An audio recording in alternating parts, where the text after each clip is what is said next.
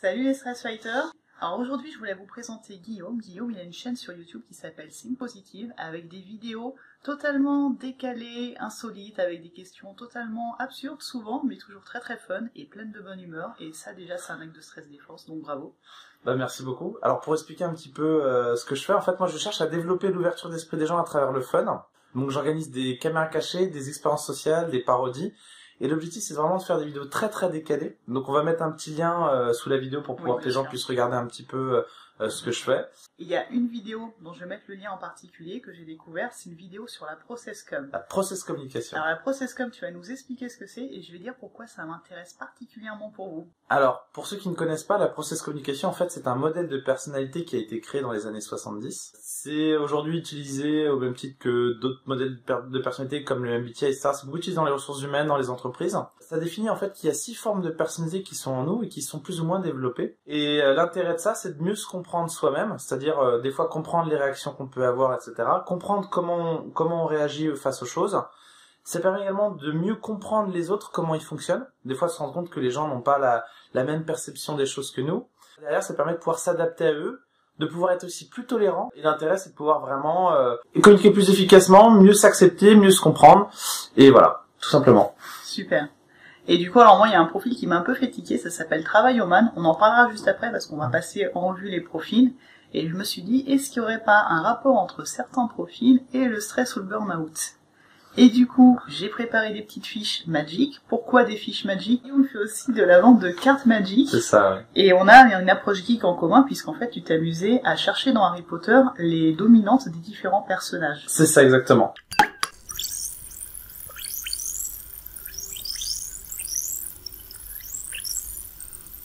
Alors, pour vous expliquer brièvement, donc il y a 6 formes de personnalité en fait qui définissent la process communication. Il y a le rebelle, l'empathique, le travailloman, le persévérant, le rêveur et le promoteur. Donc ces 6 formes de personnalité-là, on les a tous présentes en nous, plus ou moins développées. Avant de parler des personnages Harry Potter, on va faire une petite présentation rapide.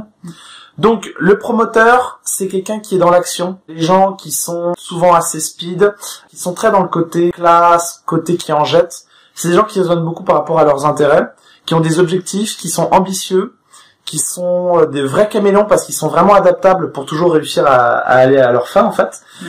Pour l'équivalent des nanas, c'est souvent la femme fatale qui va être très séductrice, un petit peu manipulatrice, mais qui va avoir des objectifs, qui va réussir à obtenir ce qu'elle veut. Et leur question essentielle, c'est suis-je vivant ? C'est-à-dire que c'est des gens qui vraiment ont envie de vivre leur vie à fond. D'ailleurs, on dit souvent que les promoteurs sont des fans de sensations fortes, de grands 8, etc.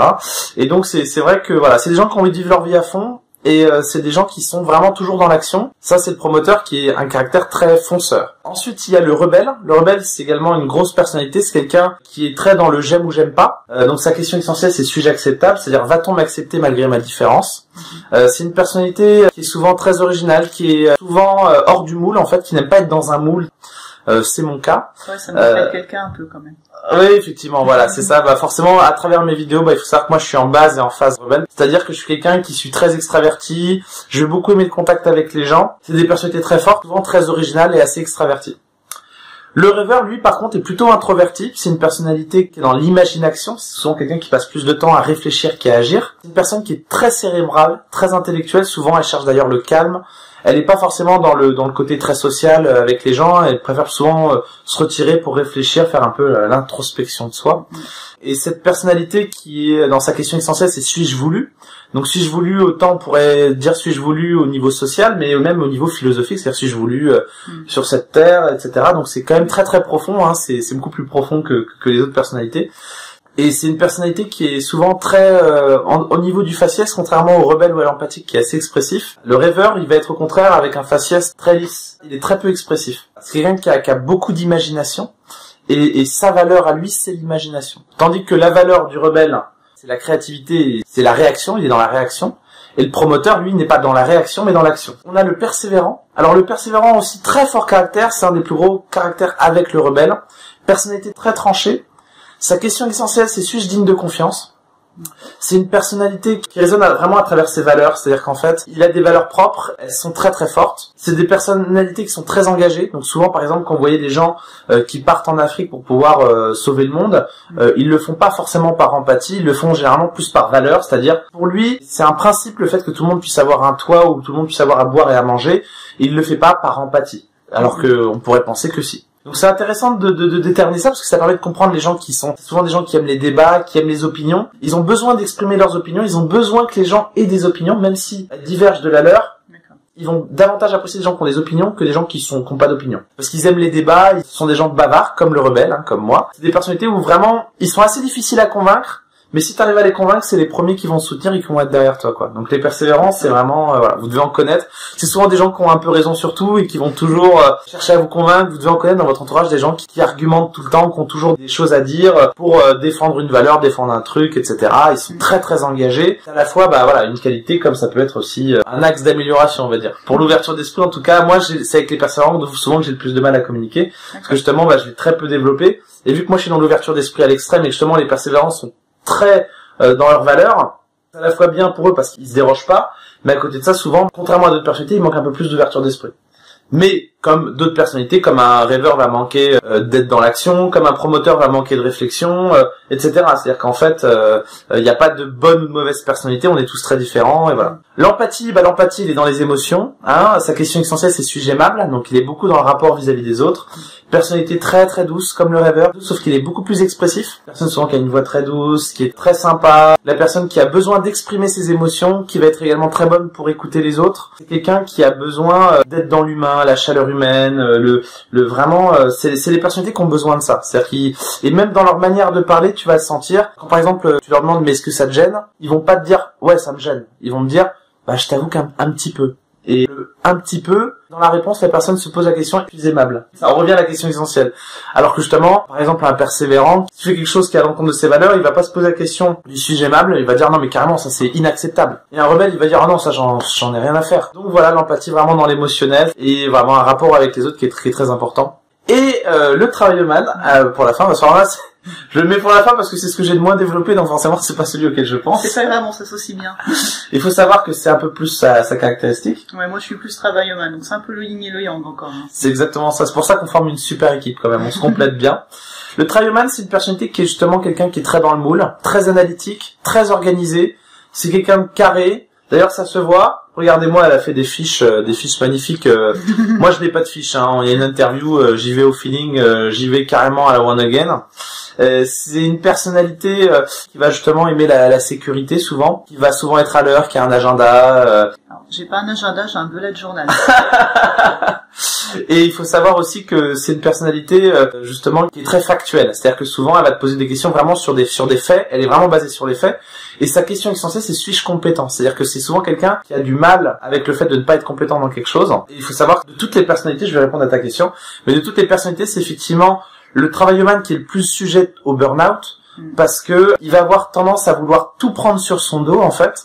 En plus, il a souvent du mal à déléguer parce que vu qu'il a envie de tout faire bien, eh bien, contrairement à un promoteur qui va déléguer parce qu'il n'a pas le temps, ou un rebelle qui va déléguer parce qu'il n'a pas envie de le faire, un travail-man a tellement le souci du travail bien fait que il va vouloir faire tout, même les choses qu'il n'a pas à faire. Il va se rajouter du travail parce que sa question essentielle, suis-je compétent, est tellement importante que voilà. Il faut savoir que il est sujet au burn-out, contrairement aux autres personnalités, dans le sens où en fait, évidemment, on peut tous être sujet au burn-out, mais sauf que c'est vrai que les travailleurs sont un peu peut-être plus assujettis à ce genre de problème, parce qu'un rebelle, il va claquer la porte dès que ça se saoule, voilà. Un persévérant, c'est pareil, c'est-à-dire qu'il a un fort caractère. À partir du moment où, entre guillemets, ça va aller à l'encontre de ses valeurs, il va pas chercher à poursuivre. Un rêveur, lui, il va avoir tendance, en fait, un petit peu à se retirer. Il va un peu devenir transparent, en fait. Quand il est dans des situations de stress, etc., il a tendance à s'effacer. Le promoteur, il va très vite passer à autre chose parce qu'il est vraiment tout le temps dans l'action, donc voilà. Et l'empathique, vu qu'il exprime ses émotions d'une certaine manière, de par du fait qu'il les exprime, bah déjà, on peut considérer déjà qu'il lâche un petit peu de ce qu'il a dans le sac à dos. Donc d'une certaine manière, on est tous sujets au burn-out, on peut tous en avoir, mais au vu de comment est défini Processcom, on dit souvent que les travailleurs risquent plus d'avoir un burn-out au travail que les autres personnalités. Ouais, parce que finalement, on va pas avoir le réflexe de partir à temps. parce qu'on est tellement persuadé qu'on peut le faire, qu'on va le faire et qu'on va pas demander de l'aide, qu'on reste et on reste trop longtemps, quoi. La question suis-je compétent est très importante, et surtout le souci du travail bien fait, le côté perfectionniste, etc. Ça fait que voilà. Évidemment, là on parle pour les clichés de chaque personnalité ProcessCom, mais il faut bien avoir conscience qu'on est tous des gens uniques, Oui. que malgré le fait qu'on peut considérer que tiens on me met dans une case avec telle personnalité, bah quand tu lis un livre, que ce livre c'est un livre de guerre, et bah ça reste un livre unique parmi plein d'autres livres, n'empêche que tu peux quand même le classifier dans les livres de guerre. Mais le but c'est pas vous dire tiens on vous met dans une case, on a tout compris de vous.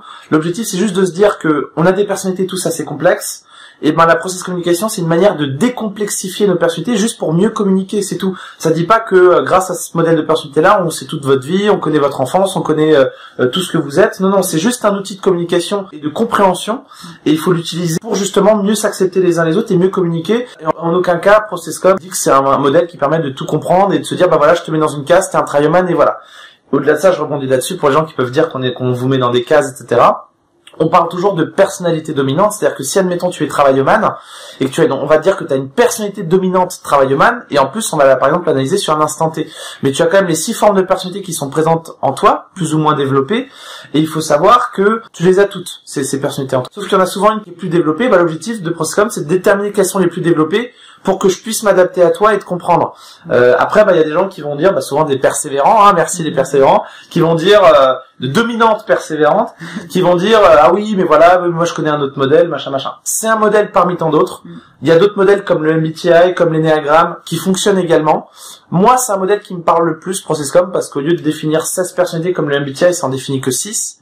Au lieu d'être INFJ, bah, tu es rebelle ou travailleman ou persévérant, donc moi, ça me parle beaucoup plus que des lettres. Et il y a des gens qui, au contraire, bah, vont estimer que le MBTI, bah, du fait qu'il y ait 16 formes de personnalité, bah, forcément, il est peut-être plus précis une fois que tu as fait le test. Ouais. Par contre, il va peut-être moins bien s'utiliser dans la vie de tous les jours, parce que dans la vie de tous les jours, bah, à une lettre, tu peux te tromper totalement de profil. Oui. Et voilà, tout simplement. Donc, voilà. C'est un outil de communication et de compréhension, et il faut savoir l'utiliser et comprendre que ça a quand même, tout comme tous les autres modèles, des limites. Et voilà. Ouais, c'est complètement ça, et c'est ça qui m'appelle aussi, c'est le fait qu'il y ait ces 6 personnalités qui soient très parlantes, surtout quand vous aurez vu sa vidéo. On a le suspense jusqu'à la fin, donc on va voir si vous vous reconnaissez ou pas dans les fiches perso, mais c'est ça, c'est des fiches perso, on en a plusieurs, mais ça permet bah, déjà de mieux comprendre l'autre, et aussi d'être un petit peu plus attentif à ses façons de fonctionner, et justement le problème du stress, c'est qu'on le subit, quand on comprend ces mécanismes de fonctionnement, on peut réagir à temps, et en ça c'est vraiment très précieux. Et là, c'est parlant. Quand on parle d'Harry Potter par-dessus et qu'on associe à des personnages, c'est encore plus parlant et ça devient ludique. Alors, si vous estimez que cette vidéo est embêtante ou chiante parce que voilà, si vous voulez du ludique, allez voir la vidéo justement sur la process communication où en fait, le concept est très simple. Je propose aux 6 personnalités ProcessCom d'aller voir Star Wars au cinéma. En plus, ça tombe bien parce qu'il est en ce moment au cinéma. Il y aura le lien. Eh bien, vous allez voir en fait, voilà, on propose d'aller voir Star Wars aux 6 personnalités. Vous allez voir les 6 différentes réactions. Peut-être vous allez reconnaître des gens dans votre entourage ou même vous allez peut-être vous rendre compte que voilà. Et il faut vous dire que ces 6, vous les avez plus ou moins en vous, mais que bah vous allez peut-être avoir une dominante qui va surgir et vous dire ah ouais, c'est vrai que je suis quand même vachement comme ça. Et voilà, c'est ça qui est vraiment intéressant. On part sur Harry Potter ? Eh bah ouais, carrément.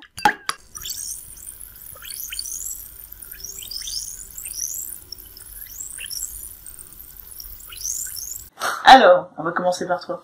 Yes. Le rebelle. Yes. Alors, c'est qui le plus rebelle, entre guillemets, dans Harry Potter ? Alors, je sais pas si c'est le plus rebelle dans Harry Potter. Si on se base en fait sur les personnages principaux d'Harry Potter, en termes de rebelle, moi j'ai lu tous les bouquins, donc je suis un passionné d'Harry Potter, hein, j'adore ça. Et donc j'ai détecté que ça pourrait être Ron, qui est vraiment rebelle. Pourquoi ?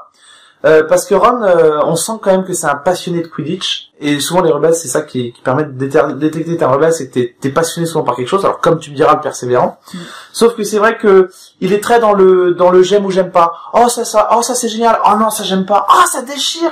C'est quelqu'un qui est très expressif de visage, donc déjà ça rentre dans la case du rebelle. On pourrait dire également qu'il est empathique. mais il est avant tout rebelle parce que ça se voit souvent. On sent quand même qu'il a un fort caractère. C'est pas une personnalité douce. Ron, c'est quand même un fort caractère. Il a évidemment de l'empathie en lui derrière qui adoucit. Donc derrière, moi je dirais que derrière son rebelle, il a de l'empathie. Mais après, on pourrait dire qu'il a de l'empathie parce qu'on le voit beaucoup avec ses amis. Mais d'une certaine manière, on voit son côté rebelle rien que parce que c'est lui qui fait quand même découvrir les dragées de Bertie Crochu à Harry dans le train. Et voilà, c'est le côté, c'est original, c'est décalé. D'ailleurs, il est en admiration sur ses frères qui eux sont également des rebelles, qui créent une entreprise de bonbons. Quand moi j'ai créé une entreprise de cartes Magic, moi mon rêve quand j'étais petit c'était de créer une entreprise de bonbons. Finalement, je me retrouve également dans les frères Weasley, quoi. Donc, moi, je pense que Ron est une dominante rebelle et qui doit sûrement avoir de l'empathie derrière parce qu'il est quand même très généreux, il est très expressif, il est quand même il essaie souvent de faire plaisir à Harry, il se sacrifie beaucoup aussi pour Harry, pour ses projets. Donc, je dirais une dominante rebelle et qu'il a sûrement de l'empathie derrière. Et du coup, par rapport au stress, Ron, ça va être plutôt, si j'ai pas envie de le faire, je le fais pas parce que ça me gonfle. Et si on le saoule à faire des trucs qu'il a pas envie de faire trop longtemps, soit il se braque, soit il part, soit il dit non ça me plaît pas, il faut gamifier en fait, faut rendre ça ludique. Ça se voit souvent. Le problème des rebelles, c'est que quand on est en situation de stress, il y a une chute de QI. Donc ça, c'est propice aux rebelles. Ouais, c'est pareil. C'est-à-dire qu'en fait, on est tellement dans la réaction, donc ça peut être un argument énorme, par exemple pour rebondir. Mais le problème, c'est que des fois, on t'annonce une mauvaise nouvelle, t'es dans la réaction directe, tu prends pas le recul que peut avoir un rêveur, par exemple, ou même un travailleman qui va analyser la situation. Donc je vais être dans une réaction telle que je vais m'emporter tout de suite et je vais devenir très très con. Et tu vas avoir même des réactions un peu disproportionnées.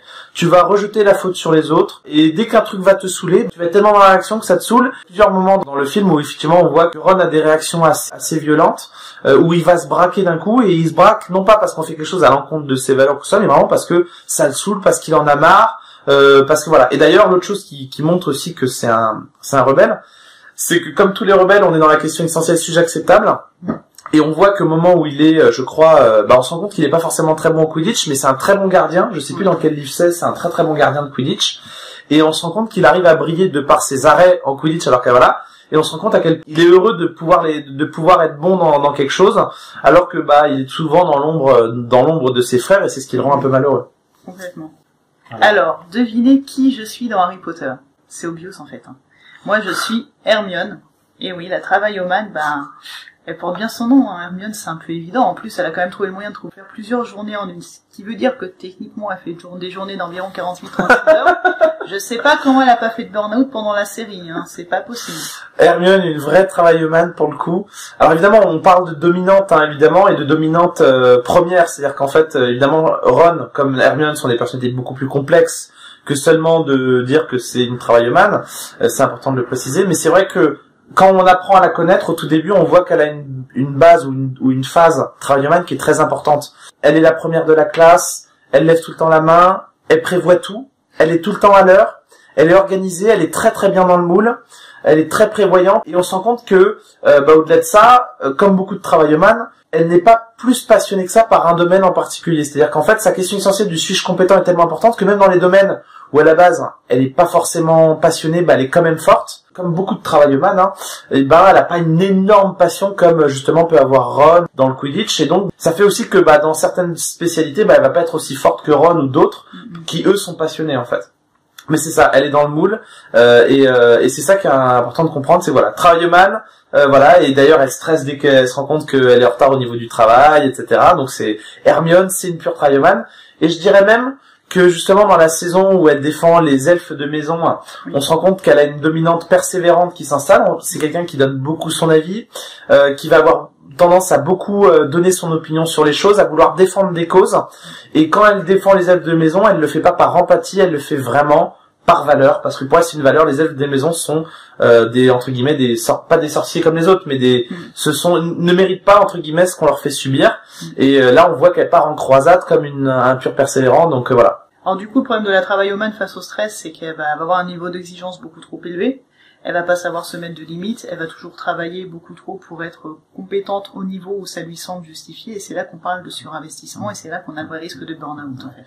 Oui, puis souvent, les travailleurs ont du mal à déléguer, et moi je le sais, quand j'étais en cours, j'étais associé à une nana qui s'appelait Cécile en devoir de mathématiques. Moi je trouve que j'étais vraiment pas bon en mathématiques, et vu que je m'étais associé avec elle, et c'était le résultat de notre travail qui faisait la note, et qu'elle voulait absolument avoir une bonne note, parce que c'était une pure travaillomane, eh bien, elle avait tendance à travailler 3 fois plus que moi, et au final, on avait une bonne note. Donc, elle avait raison, mais c'est vrai qu'à côté de ça, ça lui a rajouté du stress supplémentaire, parce que moi, voilà, c'est... Donc voilà, pour le travaillomane, je pense qu'on a dit un peu l'essentiel. Ouais. Alors, un exemple de personnage persévérant dans Harry Potter, tu as choisi qui? Alors moi, dans les personnages principaux toujours, dans les personnages un peu connus, moi je dirais que celui qui a une dominante persévérante, c'est Rogue, le prof de potions. Pourquoi? Parce qu'en fait, on sent que c'est quelqu'un qui est très tranché dans sa personnalité, ça se voit. C'est quelqu'un qui a des opinions très très fortes, qui est très loyal, et d'ailleurs on l'apprend. D'ailleurs, il faut savoir que vu que la question essentielle c'est suis-je digne de confiance, on se rend compte que Rogue, jusqu'au bout, il a défendu Dumbledore. Enfin, j'ai pas envie de spoiler les gens. Très loyal, comme il a été loyal envers Lily Potter. Dont il était amoureux. On se rend compte que c'est une personne qui a une très forte personnalité, qui a des valeurs très importantes, qui est quelqu'un de très très loyal, et qui est aussi qui a la froideur et le côté très dur d'un persévérant. C'est-à-dire qu'un persévérant, c'est une personnalité qui est très difficile à convaincre. Rogue est très difficile à convaincre. C'est une personnalité souvent qui a des idées un peu arrêtées, qui va avoir du mal des fois à se remettre un peu en question. Mais au-delà de ça, c'est quelqu'un qui va savoir argumenter, qui va savoir, entre guillemets, diriger un projet dès lors qu'il en est passionné, etc. Et on se rend compte que Rogue, ça a été le cas. Il me semble aussi que pendant longtemps, Rogue était passionné par les forces contre les défenses, oui, c'est ça. Les défenses contre les forces du mal. Contre les défenses du mal, il a mis un certain nombre de tomes à l'avoir. Oui, c'est ça. Et c'est ce qui fait aussi qu'il n'est pas forcément très heureux dans les potions. C'est que même s'il est très doué dedans, ça le passionne pas. Et comme un rebelle, parce que les personnages rebelles sont les deux personnalités les plus tranchées, mais c'est aussi les deux personnalités les plus passionnées de toutes les autres personnalités. Quand on fait quelque chose qui nous passionne pas, on n'est pas forcément très heureux. Et c'est aussi pour ça qu'on voit ça, et puis aussi parce que il a une certaine animosité vis-à-vis d'Harry, parce qu'il faut bien savoir aussi que les persévérants, tout comme les travaillomanes, sont les personnalités dites les plus rancunières. Donc même si entre guillemets il n'a rien en direct contre Harry, il est quand même un petit peu rancunier envers, je sais pas si c'est vis-à-vis de Lily Potter, ou vis-à-vis de Lily Potter, vis-à-vis également de sa réussite, le fait également qu'il puisse autant réussir dans la défense contre les forces du mal. Et je pense que voilà, mais ce qui me fait dire vraiment que c'est un persévérant, c'est son côté très tranché, très dur, pas forcément assez dur au niveau du visage, contrairement à un Rêveur qui est très lisse, il est assez dur, et surtout, il est très loyal, comme beaucoup de persévérants, c'est des gens qui sont très très fidèles. Ok. Du coup, au niveau du travail, il va y avoir un niveau d'exigence élevé, mais vis-à-vis des autres plutôt. Ouais. Et ça va être des personnes qui vont être très investies dans le sens où quand ils sont sur une mission, ils vont jusqu'au bout. Et c'est des personnes qui peuvent avoir le burn-out sans le voir arriver, en fait. C'est un peu ces profils qui tombent en luttant jusqu'à la fin parce que pour eux, ils sont pas concernés, quoi. Ouais. Et c'est des personnes qui sont pas faciles à atteindre pour moi, hélas. Oui. Et puis au-delà de ça, vu que c'est des gens qui ont souvent beaucoup des opinions très arrêtées, c'est les gens les plus difficiles à convaincre. Mais au-delà de ça, si t'arrives à convaincre un persévérant, c'est le premier qui va être derrière toi et qui va te soutenir à fond. Donc c'est important d'en avoir conscience. Complètement. On va partir au pays des rêves. On va voler. Alors, une rêveuse dans Harry Potter. Alors, c'est pas la personnage la plus connue d'Harry Potter dans les personnages principaux, parce qu'il n'y a pas de voilà. Mais moi, je verrais bien Luna Lovegood, rêveuse, parce que vraiment, c'est typique de la rêveuse. Elle est dans son monde, elle est à part. C'est la seule d'ailleurs qui arrive à voir des choses que les autres ne voient pas. Elle est dans son monde. Elle a une personnalité très très douce. Elle est très un petit peu dans ses rêves, dans ses pensées. Et tout comme les rêveurs, c'est quelqu'un qui est très cérébral et très intelligent. C'est-à-dire, contrairement aux rebelles qui eux ont beaucoup de créativité, qui sont dans du ludique, les rêveurs, eux, sont vraiment dans l'imagination, ce qui n'est pas la même chose que la créativité. Et on sait très bien que Luna a énormément d'imagination. Et je crois d'ailleurs que les cours où elle est la meilleure, c'est les cours dans la tour là. Avec la prof la divination. Divination, c'est ça. Qui elle aussi est rêveuse, la prof de divination. Et donc je dirais que c'est la personnalité sûrement la plus rêveuse d'Harry Potter, Luna Lovegood. Enfin dans les personnages un peu phares, c'est qu'elle est vraiment dans son monde. elle est souvent un peu à part, elle est pas avec les autres, elle est souvent seule, parce qu'un rêveur, il a besoin de se retrouver au calme, il a besoin de se sentir un peu seul pour réfléchir, pour pouvoir se sentir bien avec lui-même. Et c'est une personnalité que j'aime beaucoup parce que justement, moi, en tant que rebelle, j'adore les personnalités un peu atypiques. Et elle est vraiment atypique, Luna Lovegood, avec ses lunettes, etc. Son père qui rédige, je crois, la Gazette des sorciers. C'est un journal indépendant. Oui, c'est un journal indépendant. Tu retrouveras le nom. Qu'on trouve pendant la c'est ça, ouais. Comme quoi, j'ai une bonne mémoire d'Harry Potter parce que je les ai lus pas mal de fois. Et donc, il nous reste un personnage chez l'empathique. Alors, l'empathie chez Harry Potter, c'est qui? Alors pour moi, je dirais que l'empathique chez Harry Potter, ça serait Hagrid. D'accord. Hagrid, pourquoi? Parce qu'en fait, l'empathique, il a tendance à du mal à savoir dire non, et c'est vrai que souvent, Hagrid accepte des choses qu'il est censé refuser à Harry, notamment quand ils viennent chez lui, etc. Et il a du mal à dire non, notamment il a du mal à dire non aux gens, comme il a du mal à dire non à Dumbledore s'il lui demande des missions, etc. C'est vraiment une perle, c'est vraiment le nounours, il est très expressif. On voit que voilà, il s'occupe des animaux, etc. Alors, on pourrait se dire quand même, c'est bizarre quand même un empathique, alors que pourtant il est dans son coin, etc. Qu'il aime être au calme, il n'est pas forcément beaucoup avec les gens. Mais au-delà de ça, on se rend compte que, on va dire que les gens qu'il aime côtoyer, c'est finalement ces animaux, d'une certaine manière, c'est qu'il est quand même en contact avec des animaux, même s'il n'est pas forcément en contact avec des gens. Oui. Eh bien, il est quand même en contact. Il a besoin quand même d'avoir un contact. Et si il n'est pas avec ces animaux-là, il est très malheureux. Alors que contrairement à un rêveur, s'il est tout seul, tranquille chez lui et qu'il n'y a rien, il va très très bien. Mais non, je dirais que c'est un empathique.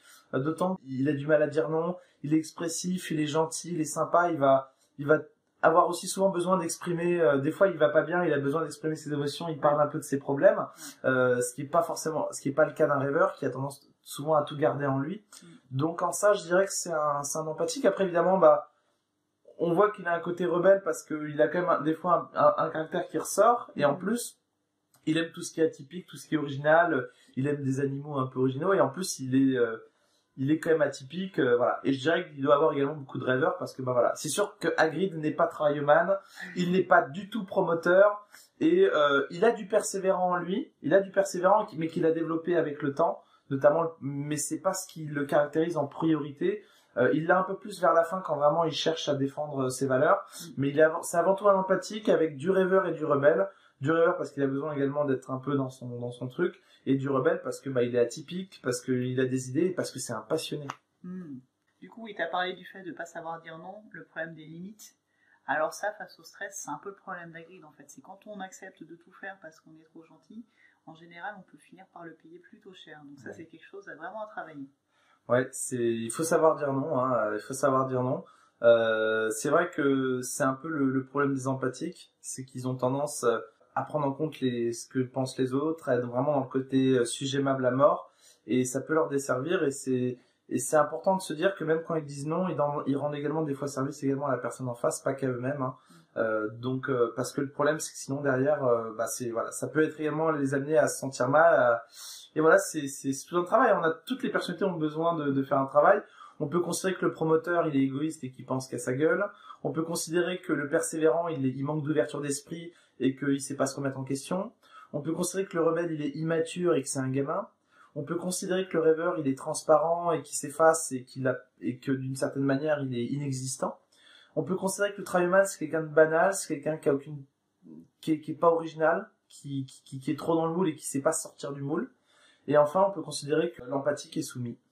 Voilà. Donc, il n'y a pas de bonne ou mauvaise personnalité. On a tous des points forts et des axes d'amélioration, et il faut toujours avoir conscience que les 6 personnalités sont en nous. Il faut réussir à détecter et à comprendre quelles sont nos dominantes pour accepter nos réactions, et derrière réussir à pourquoi pas analyser les dominantes des autres pour pouvoir justement s'adapter à eux, et réussir surtout, même si tu n'arrives pas à t'adapter à eux, au moins être plus tolérant et à comprendre pourquoi cette personne est comme ça. Oui.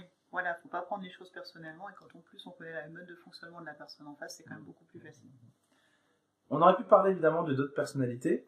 Il y a notamment Dumbledore. Dumbledore qui lui, il est une personnalité rêveur avec ses lunettes en demi-lune en plus, hein, ça fait vraiment rêveur.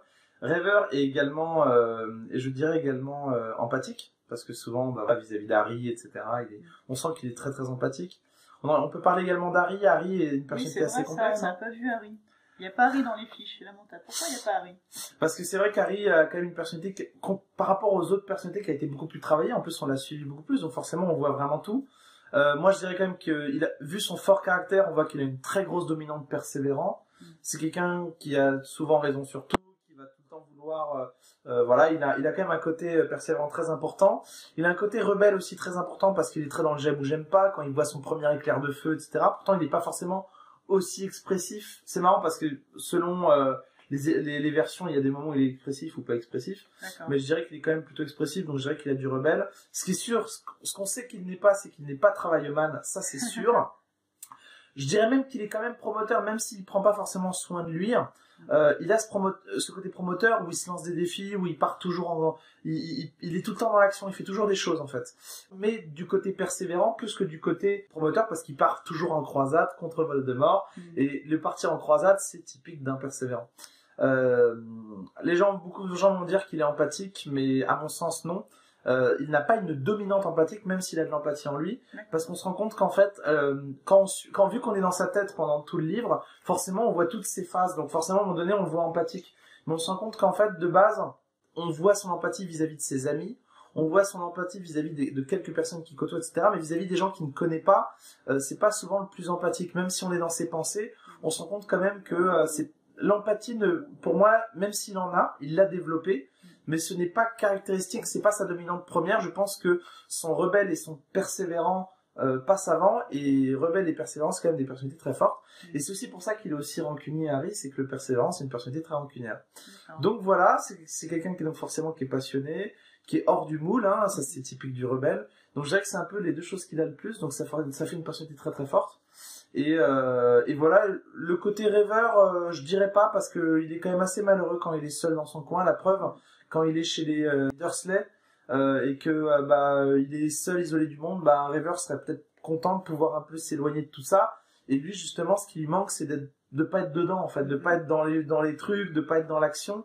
Et ça, c'est typique à la fois du rebelle et du promoteur. Donc, je dirais qu'il a de ce qui pour moi n'a pas développé, c'est le travailleman et le rêveur. Ouais. Et je dirais que tout le reste, il l'a développé en mettant, je dirais qu'il est quand on le suit, il est dans une phase persévérante et qui doit être peut-être une base rebelle parce que voilà. C'est au vu de mon interprétation, de mon œil à moi. Donc voilà, tout simplement. Ce qui montre bien que sur les personnalités un peu complexes, on n'a forcément jamais une seule case, une seule fiche. Et je pense que c'est peut-être un peu le cas sur les personnalités un peu atypiques et effervescentes, parce que justement, on a développé un faux self pour cacher un peu nos particularités. Donc, on a développé un petit peu toutes ces personnalités, ce qui fait qu'on a cette personnalité qui n'est pas facile à identifier. Avec ProcessCom, on a déterminé aussi que, en fait, plus une personnalité a un vécu, en fait, plus elle est amenée à avoir développé plusieurs formes de personnalité.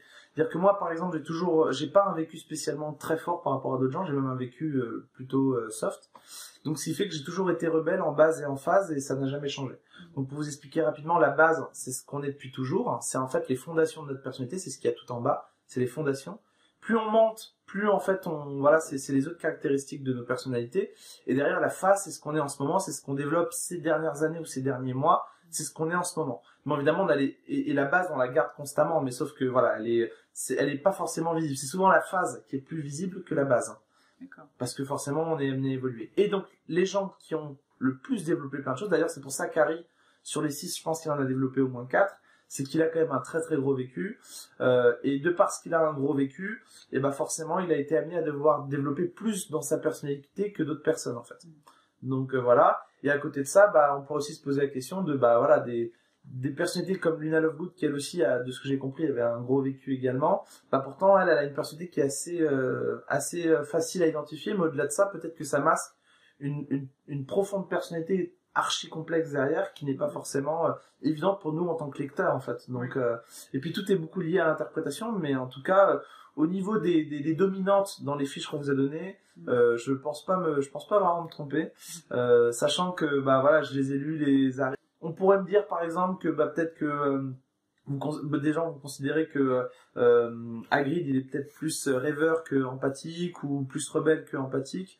Alors regarde, peu importe, au moins, même si vous pensez qu'il est par exemple plus rebelle ou rêveur que empathique, moi, je pense que ça fait partie de lui, vous l'avez détecté, et même si vous avez vu le côté promoteur d'Hagrid, que je ne sais pas où il est, et bah, si vous l'avez détecté, c'est que, bah, peut-être qu'il y est également, et que vous avez réussi à analyser peut-être une forme de personnalité que la personne a, et puis, bah, on peut pas avoir tort sur une interprétation, vu que c'est une interprétation, c'est forcément lié à nous et à notre opinion, donc, Complètement. Puis là, on a pris les exemples des personnages parce qu'on voulait que ce soit parlant et que ce soit rigolo. Et la partie contenu des fiches, en fait, c'est sur le site de la ProcessCom. Ils ont croisé les différents profils avec les réactions au stress. Donc cette partie vraiment contenu vient de là. Ouais. Donc ça permet quand même de comprendre ces réactions et de comprendre comment réagir. Voilà. Bon. Super, merci beaucoup. Alors, vous retrouvez Guillaume sur sa chaîne Signe Positive, il y aura le lien sous la vidéo. Il y a sa vidéo qui présente les différents profils face à Star Wars, donc ça c'est immanquable, ce sera en dessous. Donc on est quelque part entre Star Wars, le côté obscur, éviter le burn-out. Et Voldemort, finalement, moi j'aime bien l'image de Voldemort sur le burn-out, parce que le burn-out c'est un peu le syndrome dont on ne prononce pas le nom en entreprise, qui fait que tu as des gens qui ont le burn-out, pouf, ils disparaissent s'ils sont plus là. Et en ce sens-là, je pense que Voldemort c'est très indiqué. J'ai précisé que Voldemort, c'est personnalité promoteur, très beaucoup d'ambition, cherche à avoir le pouvoir, cherche à être, voilà. Mais toujours faire attention de ne pas faire d'amalgame entre les promoteurs et les méchants. C'est vrai que ça va être rarement un empathique, on va rarement mettre des méchants dans la profil empathique. On va plutôt, parce que justement ils ont ce côté soumis, etc. Donc ça va être souvent des personnalités fortes, ça peut être des rebelles, ça peut être des persévérants, ça peut être des promoteurs. Ça sera rarement des travaillomanes, ça sera rarement des rêveurs, ou ça peut être des rêveurs un peu genre psychopathes. Les rêveurs, ils font des trucs dans leur coin. Ça peut être des rêveurs en fait. Et voilà, mais c'est ça il y a pas de, il faut pas penser que il y a des personnalités qui sont bonnes ou mauvaises. On est tel qu'on est, et le bien et le mal de toute manière n'existe pas. C'est purement question d'interprétation. Merci beaucoup et surtout prenez soin de vous. Merci à tous, merci aux gens de pouvoir regarder les vidéos, de me suivre. Merci à toi également de m'avoir accueilli sur ta chaîne, vraiment c'était très sympa. Voilà, si vous avez des questions, n'hésitez pas à nous contacter, on vous répondra avec grand plaisir. Si vous avez des commentaires à laisser. Si tu regardes cette vidéo et que tu ne connais pas Sandra, je te conseille fortement de t'abonner à sa chaîne et de suivre un peu ce qu'elle fait. Au moins de prendre le temps de regarder quelques vidéos, même si tu t'abonnes pas, mais voilà, parce que c'est une fille formidable. Et j'ai été très ravi de la rencontrer à une sortie entrepreneur. Donc regardez ses vidéos, ça vaut le coup. Et prenez soin de vous, et on vous souhaite tous une très bonne année. Voilà. Bonne année. Mes meilleurs vœux. Ciao. Salut, et regardez la jolie baguette d'Harry Potter.